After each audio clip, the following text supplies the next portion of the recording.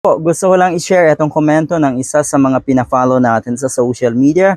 So kung kayo po ay hindi pa nakaka-follow sa kanyang Facebook account, eto, si Sir Mark Rosimo. Nasa panig ng katotohanan, alam niya kung ano ang kanyang ipinaglalaban, nasa tama, at syempre, may prinsipyo na hindi matitinag. Ito po ay tungkol sa suspension ng It's Showtime. 12-day suspension.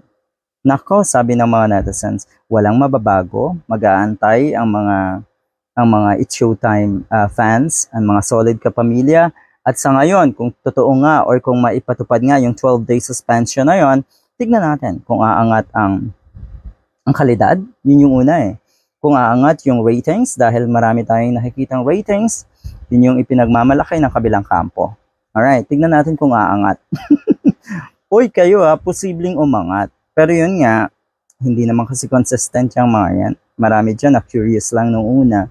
Kaya ganon. Pero, ang It's Showtime, nako, napaka-consistent.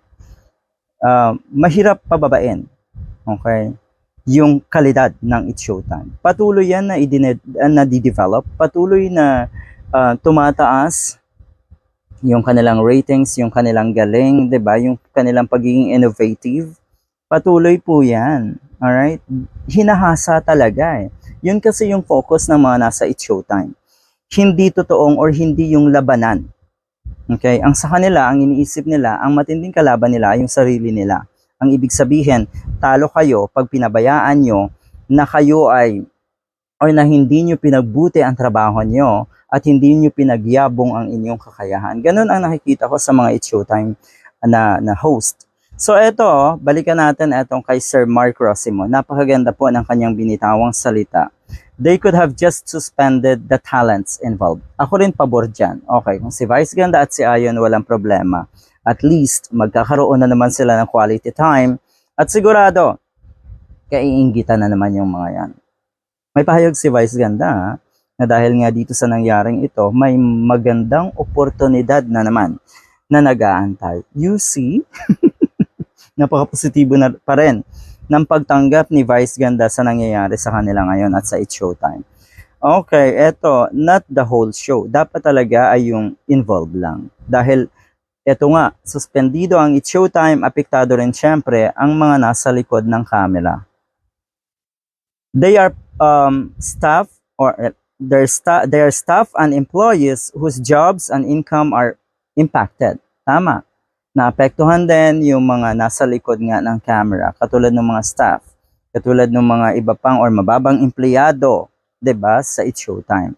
By the way, what did MTRCB do with RTVM and PTV when Duterte cursed almost every week on live television? Hindi lang every week. Noong mga panahong yon, nako maya-maya po. Hindi lang cursing by words, pero yung mga actions niya rin, siguro naman ay nakikita nyo kung ano yung pinapakitang actions ni Duterte nung siya pa nasa pwesto. At bukod dyan, maganda yung punto niya, bukod dyan, ang nangyari sa It's Showtime, siguro alam naman natin na hindi naman malinaw. Okay?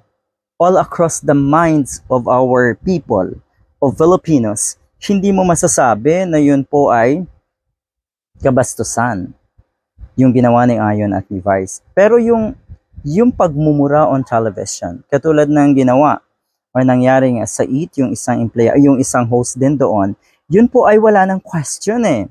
Okay? Yung pagmumura na yon, ano yun, nadala ng sorry? Okay? Yung ba yan? Nadala ng sorry or may ibang mas malalim na dahilan? Kaya hindi nyo pinatupad ang ganito ring parusa sa IT. Tama ba? May mas malalim na dahilan.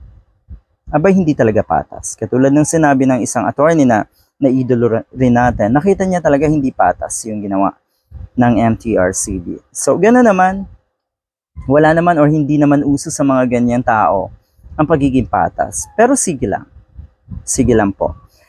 Ito kasi ang pinaka-lesson dyan eh. Hindi ka or hindi patas ang isang tao dahil pag sila po ay lumaban ng patas, siguradong wala silang panama. So wala silang choice, kundi maging bias.